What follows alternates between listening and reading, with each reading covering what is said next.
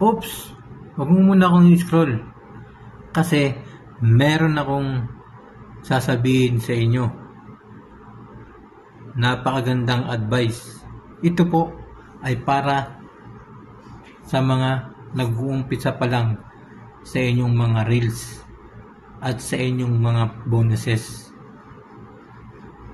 Dapat po, kapag nag-uumpisa pa lang tayo sa ating mga reels, sa ating mga bonuses, sa ating mga stream ads, at sa ating mga star, ay dapat po ay puro original ang ating upload. Huwag po tayo mag-upload ng mga hindi naman sa atin, na hindi naman natin ginagawa na original na video natin.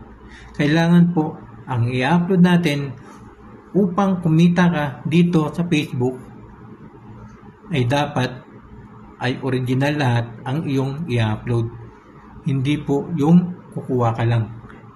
Kasi para pagdating ng tamang panahon at pagdating ng araw na yon na isa ka na ngang monetize, ay hindi magkakaroon ng problema. Ganyan po ang mag-uumpisa ka pa lang dito sa Facebook. Pagkat mas maganda na yung mga original na content ang gagawin natin para pag nakasahod tayo at naging monetize tayo sa Facebook ay hindi tayo magkakaroon ng problema. Kasi yan ang gusto ni Facebook. Kailangan simula umpisa pa lang ay mga original na content na ang iyong i-upload dito sa iyong Facebook. At syempre, mag-iingat ka din. Mag-iingat din tayo palagi sa mga hackers na pumapasok sa ating mga Facebook. Pagkat hindi natin alam, hindi natin monitor yung mga ganyan, pagkat mga may utak daw sila. Pero ikaw ang merong pinaka magandang utak. Siyempre, kailangan mong ingatan ang iyong mga tulad ng password, Gmail, at siyempre ang mahalaga ang iyong number. Kailangan kapag nandito ka sa Facebook, upang maiwasan ang mga hacker na yan, kailangan private mo ang iyong Facebook, ang iyong email, ang iyong password, ang iyong mobile number upang maging protekta ang ating mga Facebook. Kailangan po ay private natin ang Gmail, email, number, and ang password para hindi po madidetect ng kahit sino-sino na mga iba't ibang bansa na nandyan. Kasi sayang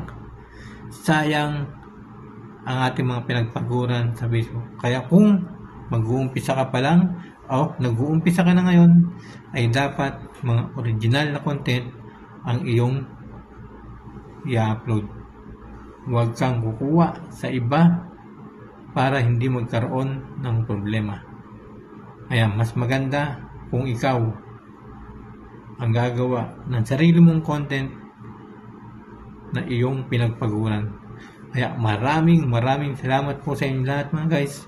Sana ay meron po kayong natutunan dito mismo sa aking sinasabi. Kaya wag mo itong i-scroll agad at pakinggan mo muna yung aking sinasabi. Ito po ay para sa lahat ng mga content creator at gustong pumita dito sa Facebook at sa anumang mga website tulad ng YouTube, TikTok, Instagram, at kung ano-ano pa. Kaya maraming salamat po sa inyo lahat. And thank you so much.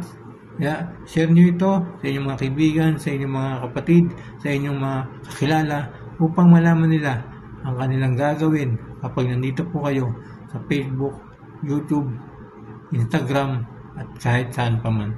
Maraming salamat po. Thank you so much sa inyong lahat. Bye-bye!